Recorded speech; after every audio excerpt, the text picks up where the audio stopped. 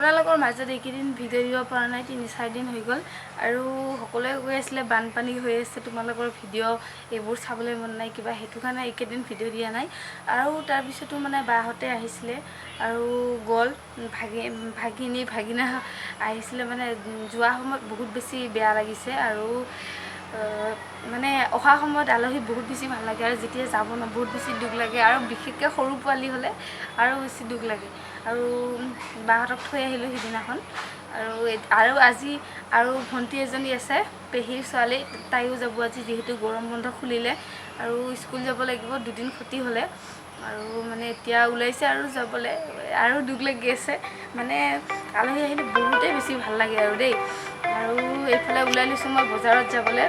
আৰু এইফালে ভণ্টি যাবলৈ ওলাইছে মানে ৰেডি বজাৰত যাম এতিয়া তাৰ পৰা আহি পেলাই ভাত চাত খাই যাব আৰু কেনেকুৱা লাগি আছে দুখ বেয়া লাগি আছে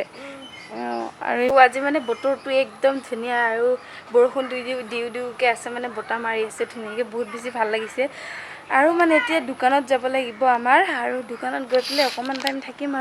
আৰু মানে